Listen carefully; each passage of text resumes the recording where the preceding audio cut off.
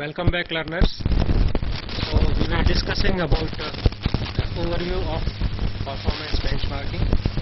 Mr. Mukherjee very nicely gave an overview of the performance benchmarking, and he was discussing about the previous session about the overview of the key performance indicators. I would like to request to our learners that at any point of time, if they feel that there is any question, any doubt in their mind, they can ask their questions and queries at any point of time. Don't wait to ask these at the end of the session. So you are free to ask any question, any doubt, any query at any point of time during the presentation. Mr. Mukherjee was discussing about the people productivity, which he will continue to discuss with you. So over to Mr. Mukherjee. Thank you. Friends, up till now we have traversed a path. We have talked about, we started with benchmarking. We talked about how we are trying to create a center of excellence in power distribution, how we are trying to imbibe best practices, KPIs, as algorithms, as benchmarking, and how to make the utility viable. Then we started talking about some of the performance measures and KPIs. Up till now we have discussed system design and demographics. We talked about cost and profitability. We talked about the people productivity to some extent. Now we will continue in the same thread and talk more about people productivity. I mean, in any company, as we have told you, that number of employees per 1,000 consumers. Why the employees are there?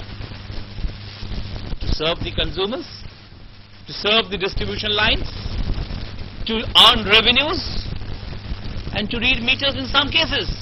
So, based on this concept, a slew of KPIs have been designed. Number of employees per 1,000 consumers, number of employees per million units of sales, which is not there maybe, per 100 circuit kilometers of line length, then your consumers per meter reader. Interesting observation. A meter reader in an urban area can cover more consumers because the consumers are located in a concentrated manner. In rural area, load is dispersed, sparsely populated. A meter reader will have to come from one consumer to the other consumer. In rural ambience, it will take longer time, isn't it? So therefore, it is expected that in an urban setup, definitely the meter readers per consumer or per 100 consumer will be much less. Similarly, man days outage ratio. Man days of outage in a given period. Meaning thereby, if the people, what is man days outage? A person is not reporting at his workplace. That is a man days outage. So we have to understand if there is a huge man days outage, what happens? See, in a power utility, if you see, the people who are doing repetitive work, somebody who is excavating, digging all day, he will tend to be absent from the work more often than a person who is using his intellect. Because he is having a lot of passion for the job. He will have more emotional contract and attachment with the job compared to the person who is doing repetitive work day in and day out. So as a human resource expert, one has to take care of that. People's job should not be made more repetitive. Your environment is so important. Another ratio, frontline employees ratio. Number of employees directly dealing with the consumers divided by total number of employees. In some organizations, unfortunately, there are many more people to supervise than people who have to work at the field level. Generally, there should be an improved span of control. A supervisor should be able to control more people. Otherwise, what happened? It will be very heavy at the top heavy organization. That will not be a desirable situation. Next, but you know, today we are talking about training everywhere, wherever you go. Some people, some of my friends in the human resource department, they tell me training has become a fashion nowadays. All chief executives love to talk about training only, without understanding whether training is serving its purpose or not. Therefore, we have some of these KPIs. Average training hour per FT means full-time employee, which is total number of training hours divided by total FTEs. Similarly, some trainings are being conducted in-house, in your office itself. There is a training department. Go to Gujarat, go to Maharashtra, go anywhere. Everywhere you have a training department. Training is being imparted by the people who are with the organization. So, total in-house training hours divided by total full-time employees. Similarly, total external training hours. Sometimes people have to go outside the office to take part in the training program. Sometimes we provide operational training. Sometimes we provide behavioral training. Why we try to train our people? Because we need to enrich his knowledge, need to enhance his skill, need to reorient his behavior.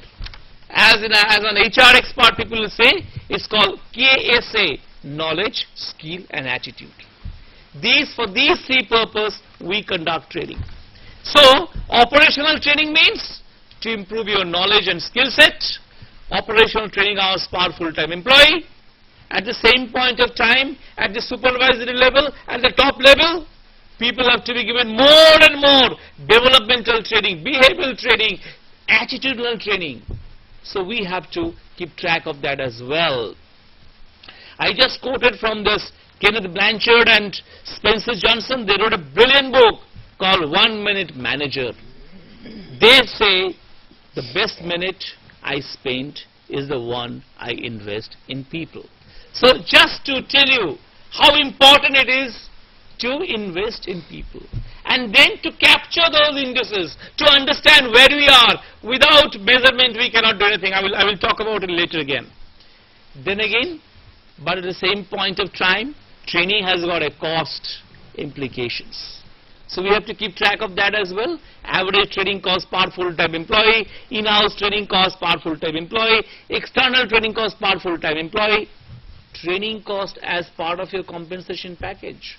How much the company is investing in you, apart from the compensation is giving, isn't it? And therefore, more and more training you are receiving, more and more effective you are becoming as an asset to deliver in the organization. Percentage of full-time employees trained per year should be 100%. You know, there is a board called Tamil Nadu Electricity Board. Their training policy says that each person in the organization will have to undergo 5 days training per year. That's the training policy. So 100% people, no matter in which rank you are operating, no matter what kind of responsibilities you are handling, you have to be trained at least once in a year. That's their policy. Average percentage of positive participant ratings per year. You are conducting many trainings. But are you getting positive feedback from the participants? That's equally important. If there is no positive feedback from the participants, there will be no contextual application of the training inputs. In the training, there are a lot of inputs. And now it is incumbent upon the people who have participated in the training program to apply them contextually in their workplace, in the day-to-day work system, in their practices. If you are not giving a positive feedback, you are not going to do that. So, as an HR person, you have to keep tab on that as well. Now, we'll talk about a little more on customer service. Customer means what? You know, in every environment, we talk about two types of customer. One is internal customer, the other is external customer. Internal customer means what? Customer is defined as like this. Whosoever is impacted by you is your customer. If at this point of time, friends, if you are at all impacted by me, I do not know it because I can't get any feedback from all of you, then I believe you are my customer. But in the organizational context, internal clients or customers are department to department, function to function, section to section. If a person comes to you for something, for some kind of help, you must feel that the moment of truth has arrived for you. He is your customer. You have to serve him. And if that person is beyond the periphery of the organization, then he is your external customer. So, as a utility person, you have to, why utility person? As a professional, it is incumbent upon you, my dear friend, to delight the customer. How? How to delight? Very simple. You know, giving them quality service. How to give quality? How to define quality for that matter?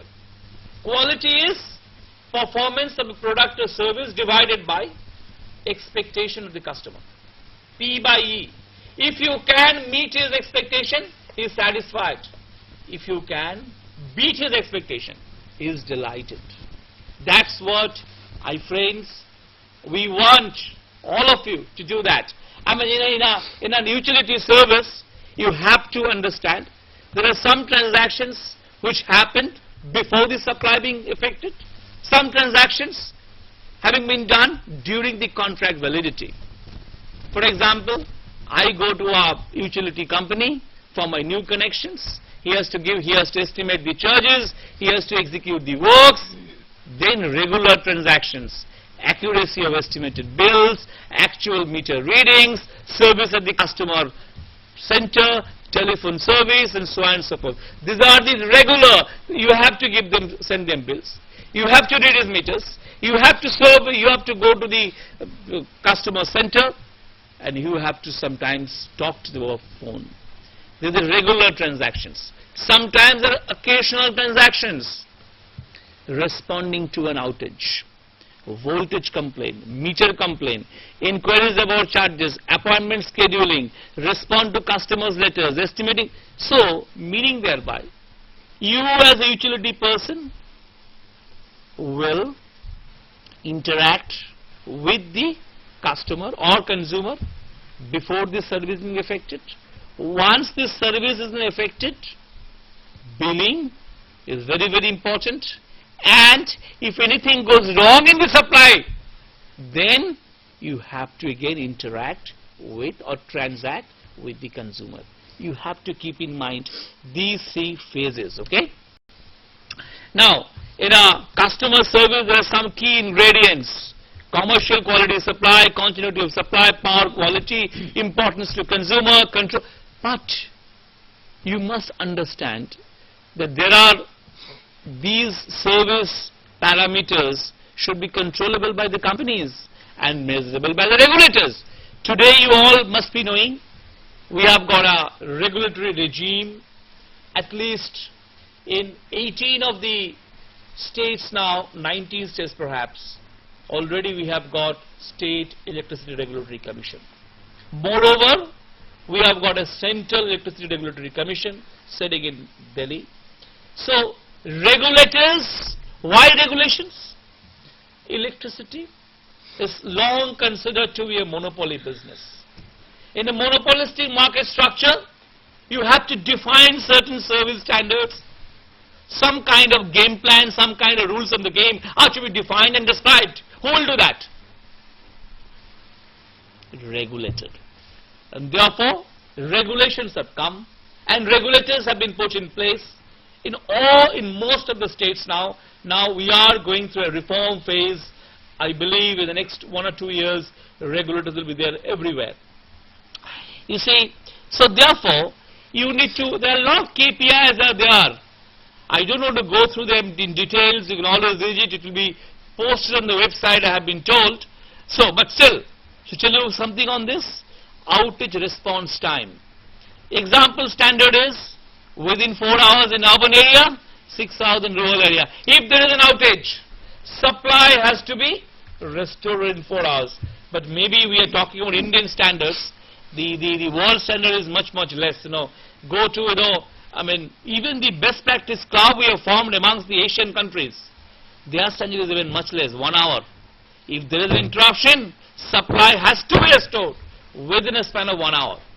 I mean, we are going through an evolutionary phase. We are trying to improve upon, so definitely that's the an alternative KPI might require responding to say 80% of outage within 4 hours. Different way. New connection time, LT within 5 hours. I have been told that there are companies like BESCOM, companies like NDPL. They are providing supply. If there is a requirement or requisition, the supply will be affected within 24 hours. It is happening in India. They have designed the system to meet that kind of service level. The resources have been allocated accordingly. I mean, estimating charges 90% within 5 working days, meter problems, queries on charges and payment, reconnection, disconnection. You have to reconnect the supply if the supply is being paid within 5 p.m. say, because of the same day. Because if somebody has paid up, you have to restore the supply. In villages, maybe within 24 hours. Maximum waiting time in a customer service center. I mean, there is a spelling mistake, center, okay. I mean, 90% of customers served within 30 minutes. Waiting time, how to decide on this? We in today's world, we always talk about delivery time, response time. What are they? The idea is, a delivery time means what? Your access time plus your queuing time plus your action time. Meaning thereby, I have gone to a counter, an NDPL, BSCL or Reliance Energy, I'm sorry, BESCOM or MGVCL or Ahmedabad Electricity Company or CESL Limited in Calcutta or WBCB in West Bengal. Their idea is that I have to have more and more collection centers, more and more consumer centers. Where? Why? So that the consumer can access my facilities at the fastest possible time. Access time has been reduced. Okay. Now, if I have more counters, queuing time will be reduced. Now, depending on the training I have imparted to my person, he or she can respond or do the work for the consumer at the fastest possible time. That is the action time. Based on these three, total delivery cycle is being defined. Okay. So, you have to maximum waiting time in 30 minutes. Somebody says 30 minutes in the urban environment, 30 minutes is too much. We can't wait for 30 minutes, isn't it? Time to answer customer service telephone, 70% within 60 minutes. If there is a phone call, that's the biggest complaint the customer always has. Phone karte milta nahi hai. Call up and nobody will pick up the call. I'm sorry, there may be some South Indians who don't understand Hindi. I'm sorry. Okay, but still, the idea is that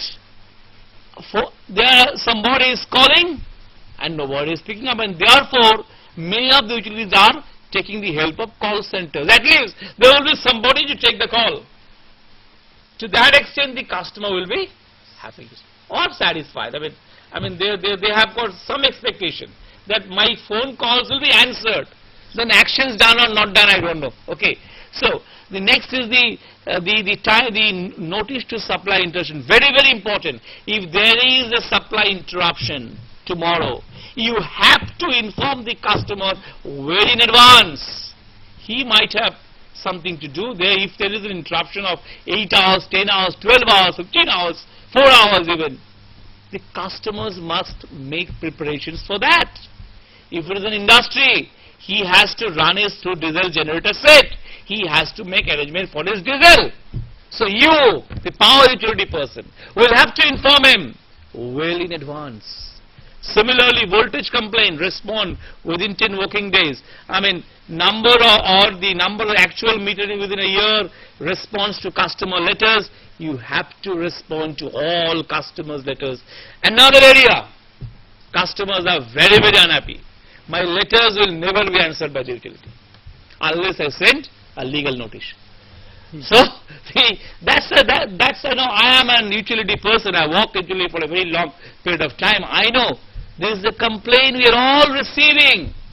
So it's the time for us, my dear friend, to understand the consumer's psyche and respond accordingly. Cut off at the customer's request. If the consumer says, disconnect my supply, we have to do it within the next 10 days. Similarly, duration of interruption per consumer per single outage. Already we have talked about it in the past. This is just like your SID. Similarly, the second one is number of interruptions per customer per year. It is just like your KID. Similarly, different standards you have given. Urban 12 hours in a year, suburban 15 hours, rural 18 hours, rural space 24 hours. Meaning thereby that you have to set your own standards.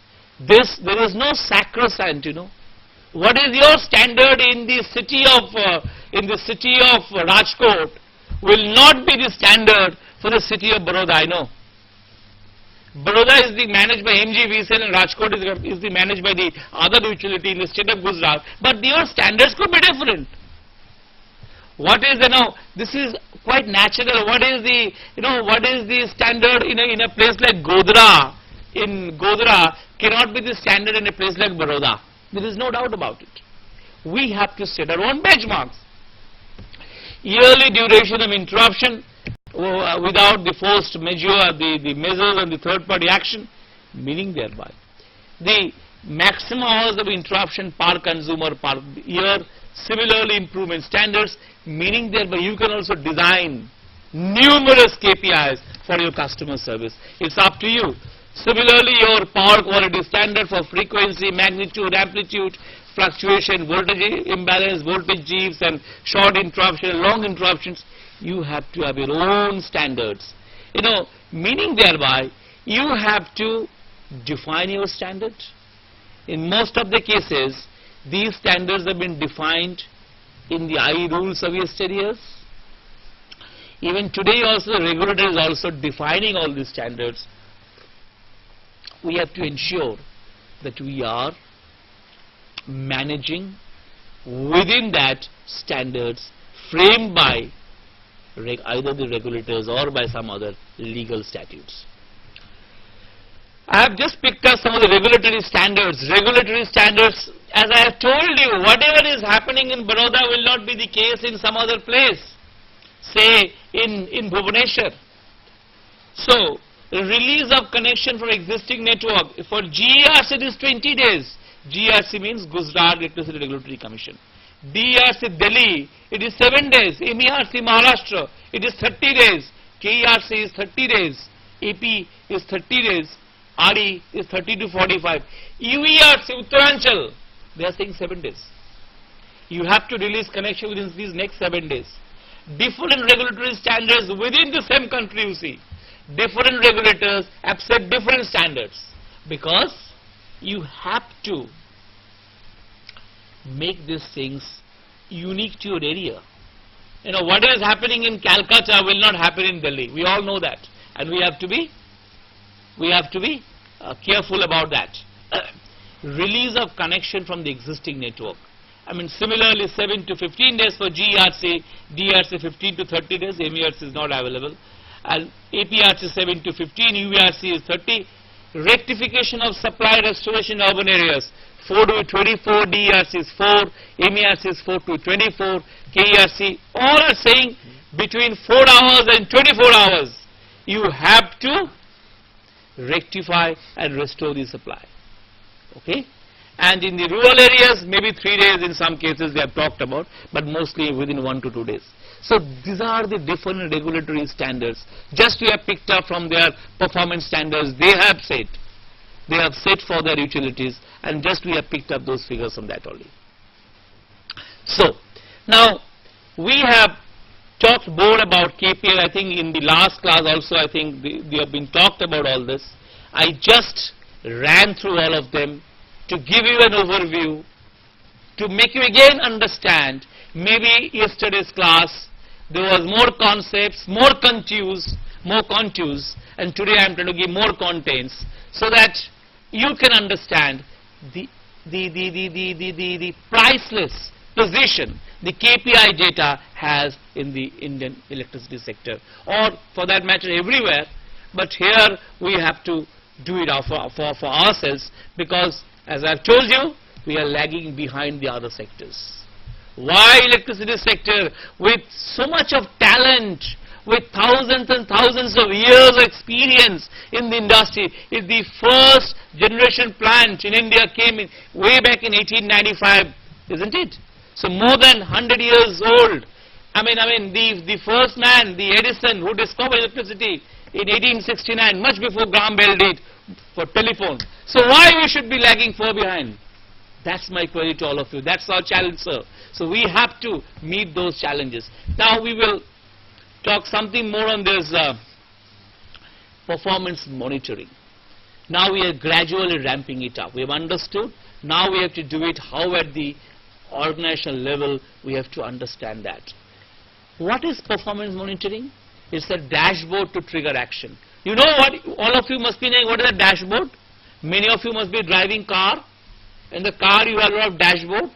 Your ammeter, your petrol, your fuel rather, not petrol. Somebody might be driving diesel. So your diesel car, your ammeter, your oil level, and so on and so forth. You can see. Accordingly, the dashboard will help you to trigger action, isn't it? A dashboard will help you to trigger action, and that is what performance monitoring is all about. Measurement drives change. All of you must be understanding. Unless you measure, you cannot manage. Unless you manage, you cannot control. Unless you control, you cannot improve. So therefore, measurement is the key. You need to be more measurement oriented. Formulate new rules. Sometimes you will see that it is not happening. So some KPIs we are not able to achieve because of some rules. So we have to set new rules. Sometimes we do reallocation of our existing resources so that we can meet those KPI standards. Times are being compressed, costs are being curtailed. So these are the overarching objectives for performance monitoring. With this background, I will get into some of the areas of performance metrics. For example, in the network management, a metric is extension of HT network during the month. It is important. We must understand that are we really extending the 11 kV lines in proportion to the LT lines? The idea behind this is the 11 kV lines are 703 times more efficient than LT lines in terms of loss reduction. 703 times. Please, 415 volt, 11,000, divide, and then, because it is I square R loss, I square, that's why 703. You calculate it, you will find it out. So therefore, whenever you will go for LT line, my dear friend, think that can I go for HT? My losses will be reduced to 703 times. So please appreciate that. Ratio of incremental HT to LT in rural areas should be more than 1 so as to reduce the possibility of technical as well as commercial losses. Each month's construction should provide more kilometers of 11 kV HT lines than LT lines. Number of new service connections during a month, that will give you an understanding of the track growth. How the growth is. In India, most of the utilities are saying that my growth is 7 to 8%. In US, the growth is 4 to 5%. Their growth is getting stagnant, my dear friend.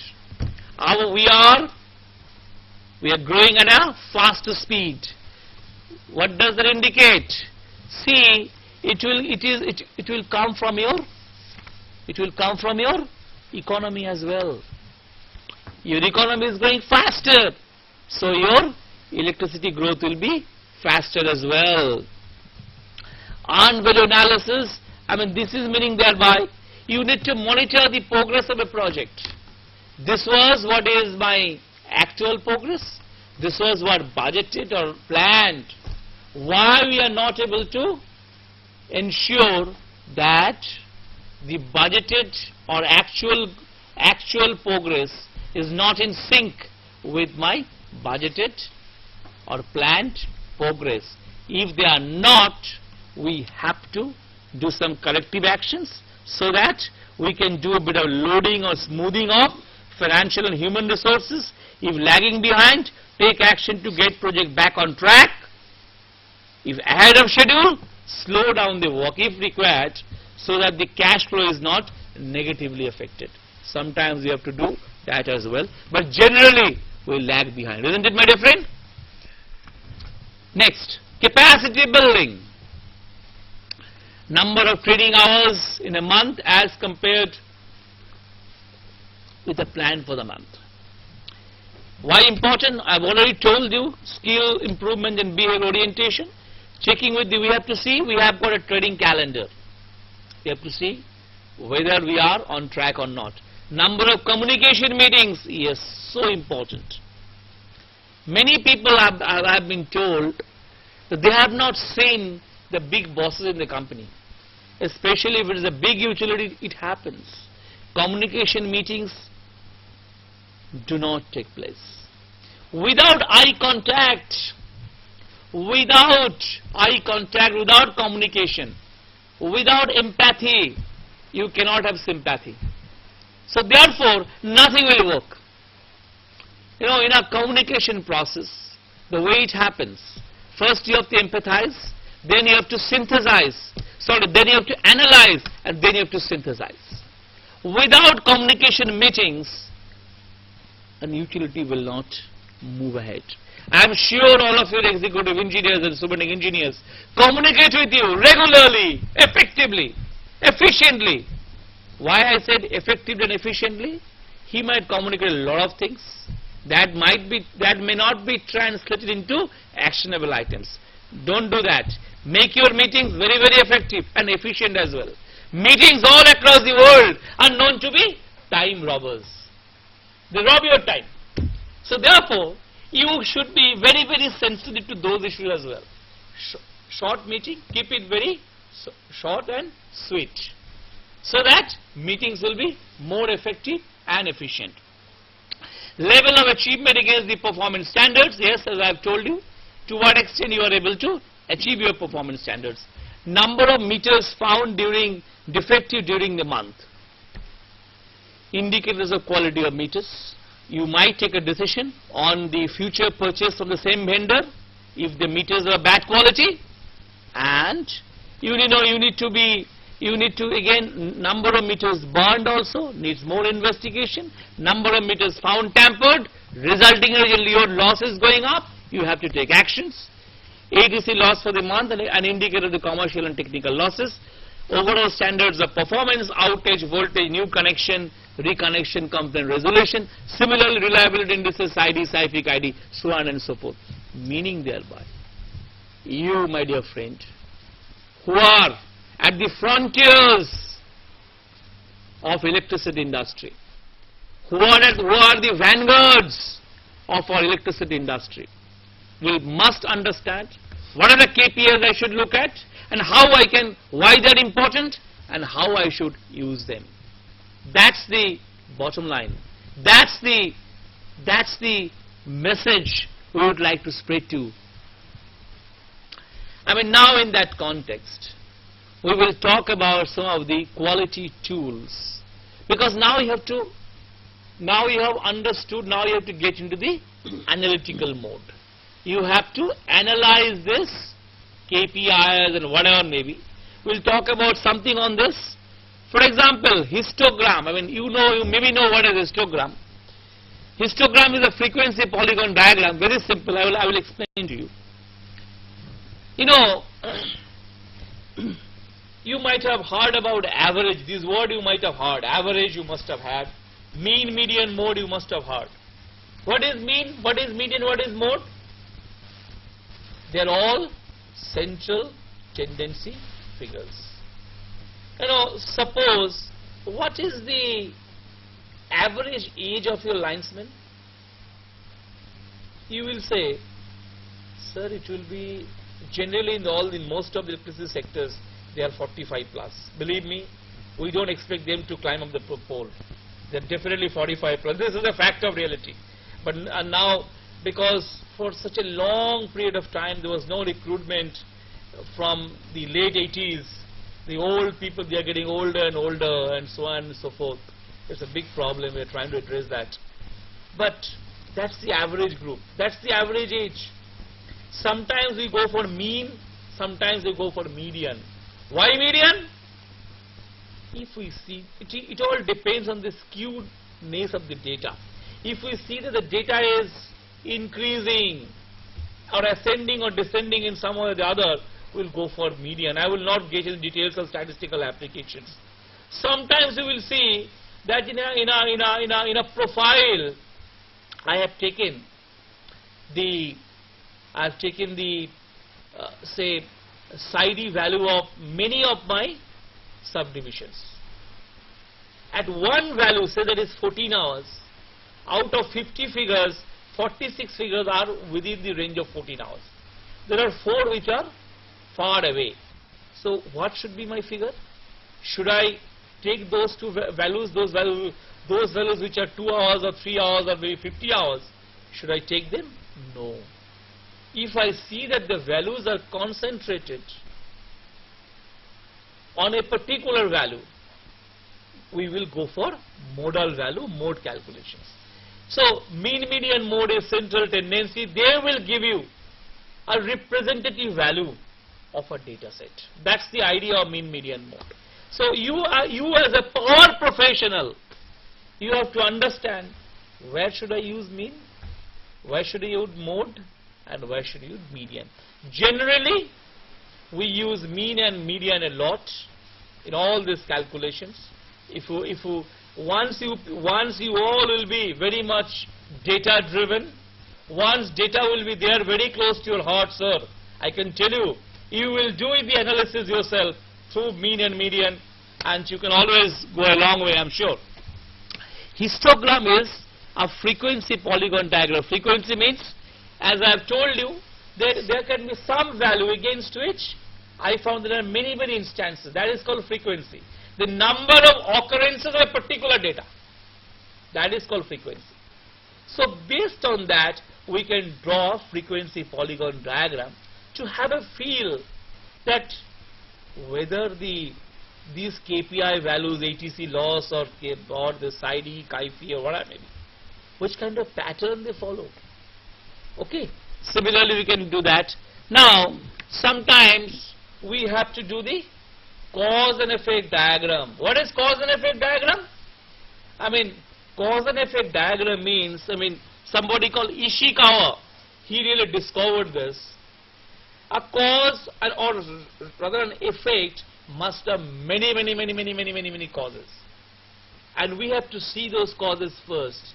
Causes, so cause and effect diagram it is also called the fishbone diagram, is an analytical tool to analyze many potential or actual causes of a problem in a systematic manner. It will help you to improve your service. For example, I will show you, this is a cause and effect diagram of a transformer failure. A transformer has failed. It can be for a variety of factors. It can be from material factor, because of assemblies, workmanship, supplies, components. Maybe because of installations. Maybe because of work procedures or the protection against surge and lightning. It was not proper, so the transformer have failed. Environmental factor, traffic load, temperature, ambient temperature, humidity, vandalism. Maybe the transformer was subjected to some kind of vandalism. It happens in the rural areas. Yeah. Please speak, Dali. Yes. Yes. Please ask your query. R.K. Dhiman. Yeah, Dhiman साहब बोलिए. Speaking from Delhi PCI Center. Here are 6 learners. We are attending this program.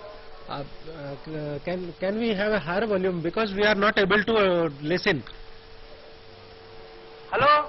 Yeah, please speak. I am R.K. Dhiman. Yeah. Speaking from Delhi. My question is, whenever we talk about the consumer service oblique satisfaction, the very first question of the consumer is, when this theft will be stopped? In India, the honest consumer is going on paying, and dishonest consumer is going on stealing the electricity. No any sort of incentive is proposed by the government till date.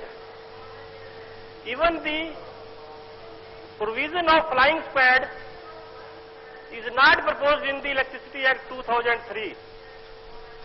Until and unless such type of provision are kept, it is very difficult for a utility to get the consumer satisfaction, oblique give him satisfactory service. Because until and unless the theft is stopped and the honest consumer is giving some sort of incentive, only then the tariff will be low, voltage profile will be improved, and the consumer will get reliable supply. Thank you. Dhiman sahab, we are not able to listen to you very clearly because there is some problem in the studio in the system. Something you got? Really, I couldn't get him really. I mean, just to tell me in a short your query really, because just you, would you please tell the very shortly your query? This is regarding what? Regarding consumer service? Can we? Are you, Mr. Dhiman? Are you still connected? I think that phone call is disconnected. I think we will have. I request Mr. Dhiman to please ring again us and just ask his query because of some problem in the. Yeah, please.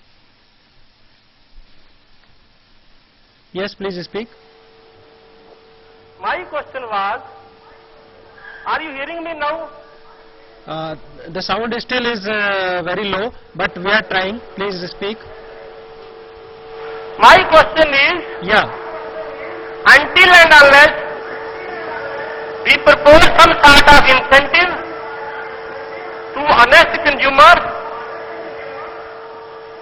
and some sort of provision of flying squad in the act to curb the theft, it is very difficult for an utility to give satisfaction to the consumer. Because the very first question is that in India, the honest consumer is going on paying and the dishonest consumer is going on stealing. If some flying squad provision is kept in the act, only then liability of supply, low tariff and voltage profile could be improved. Thank you. Diwan sir, thank you. We have got your query really. What you have said that in India there is a group of consumers who are paying regularly, who are abiding by all the rules and regulations. At the same point of time, there are some delinquent consumers. There are some consumers who are not paying on time, who are pilfering electricity. In some way or the other, they are obstructing electricity in a dishonest manner, but in the tariff, both of them are being treated equally. Such kind of dichotomy is not helping the sector. You are absolutely correct. You see, this is a policy issue, but you will appreciate that the electricity industry is going through evolution phase, as I have told you, and you know that already in a place like Delhi from which you are talking, the ATC losses are different for all these three utilities. NDPL, one of the utilities, they have proposed that as we are been able to reduce the losses in a more efficient manner, or we have been able to brought down the losses to an extent where which is not being achieved by others, there should not be uniformity of tariff all across the city of Delhi. The people in NDPL area should be benefited for not stealing of electricity. So these things are very, very important nugget of information, and electricity industry is going through a phase of change, you all know, and definitely it will happen. But you see, there are a lot of incentivization plans as well. If you have got more load factor, there are more rebates. If you pay on time, there are rebates. So such things are being ingrained in the tariff structure in some way or the other. But still we have traversed a distance, but still we have many, many miles to go. I really accept that. Thank you very much, Mr. Dhiman. But his suggestion was that there should be flying squads to check the theft. Which is there. Yes. In all the utilities from Manipur to Kerala, and from Kashmir from J&K to Kerala, or Tamil Nadu, you will find such kind of flying squads are there. Also, under the Act now, 2005 Electricity Amendment Act has passed in the Parliament a week before. Now the theft is being considered to be a cognizable offence. Therefore, if you really arrest a person, the police will not be able to give him the bill at the police station itself. He has to be produced to a magistrate the following day, and then the prosecution will be initiated. So at the same point of time, as per the Act, special courts are being established all across the country. Special police stations are being established. So things are beginning to happen. I know that we have definitely fallen behind the rest, but who knows, we can catch up, and catch a very, very fast speed. Thank you very much. Perhaps his suggestion was that there should be more teeth in the Act, so that this theft and stealing can be effectively... Yes, with that objective, Electricity Act 2005 amendment has been passed 7 days back in the Parliament. Now definitely we will have more teeth and more venom in our, and we can really, our utility people can always prosecute people at a faster speed. There is no doubt about it. Special courts, special police station, and the Act has got the provision that it's a cognizable offence. Now the problem we had is, we have an IPC 379. I will not get into details of that. So IPC 379 was also being applicable over here, not the old section 39 of the I Act, and there are a lot of complications were rising out of that. Now with this new amendment, things are very, very clear.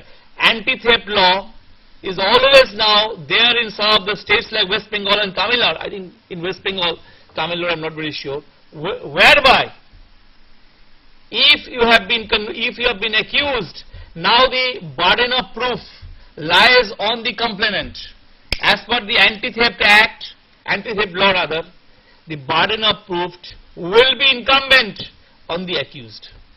So things are beginning to happen, more teeth are coming. Don't worry, the good days are ahead of us. Coming back to this cause and effect diagram, perhaps you are falling behind your schedule here, you know, this measurement, test, instrument gauging, machines, your viability, tooling, fixtures and technology. Your men who are working on the transformers, their skill set, their attitude, their experience, their training. So I have just developed a cause and effect diagram to show the major and the subsidiary causes. Therefore, you can develop a cause and effect diagram whenever there is a problem. Develop a cause and effect diagram and then do a Pareto analysis. What is a Pareto analysis? There was an Italian person called Wilfred Pareto. He said, vital few, trivial many. If there is a problem in industry, be it voltage complaint, be it customers, the supply complaint, be it transformer failure, be it the SIFI or SIDI or something like this, there can be many causes. But there are few vital causes. You have to do ABC analysis to understand those vital causes and then try to uproot those causes first before getting into other causes. That is called Pareto analysis. I mean, this is a diagram. This is a diagram I'm just showing it to you. For example, can we look the slide? Can we have a look on the slide? Yes. Just a Pareto analysis. Suppose there is a delay in resolving customer complaint. What could be the reason? Non-availability of crew. There is a call, no crew is available. It can happen. Material shortage, inadequate training of crew, inaccessible service apparatus. The 4 primary causes maybe. Then what I did, I just go for, say, out of this 300, 150 are attributable to non-availability of crew. Then again the material shortage is 50, then maybe these are all lesser. So then I do a cumulative frequency analysis, just add 150 plus 50, say this will be somewhere here. Like this, so I know out of 100%, if I can really root out these 2 causes, material shortage and have more crew members, I can root out at least 75% of the delays. So that is called Pareto analysis. Okay. For example, then one more is the control chart. Control chart is just to ensure that whatever we are doing, there is a control limit and things are being done in a very controlled manner. Even though, for example,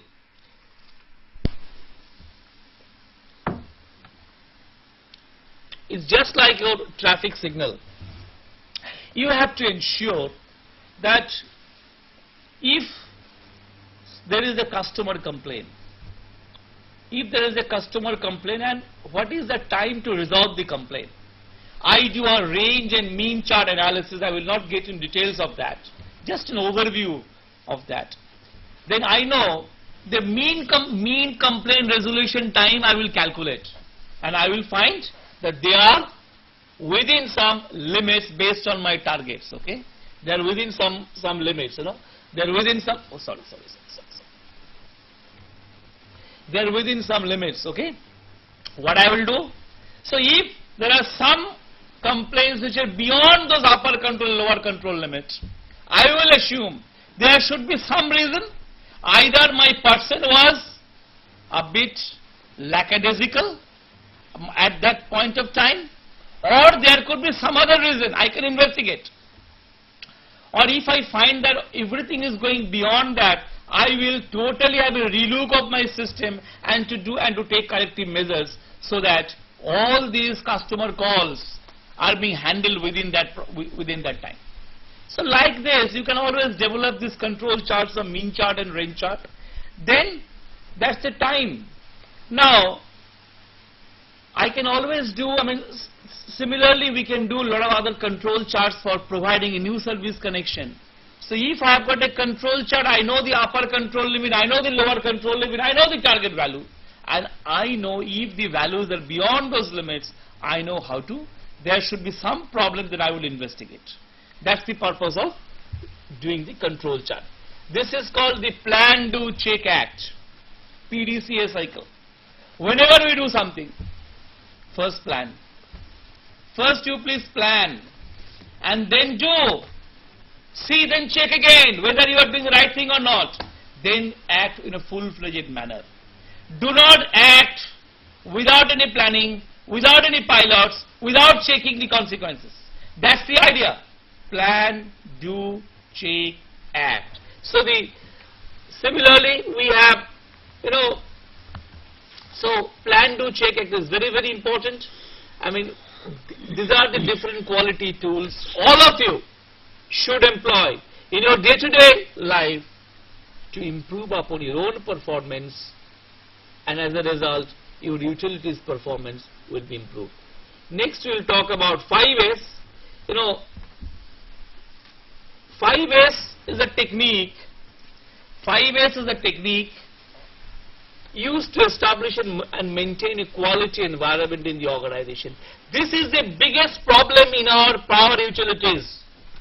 Go to any of the utility office, see how they are managed. Go to any substation, how they are managed. You will never have the feeling that good people are working over there. So, in that context, there are several 5, Seri, Seton, Seso, Sikute and Sisuke.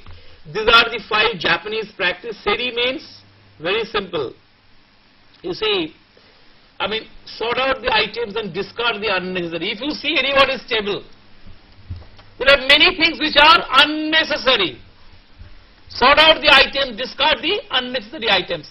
Go to a substation, go to a workplace, in the floor, see the kind of a situation you are having. So you need to discard the unnecessary. Then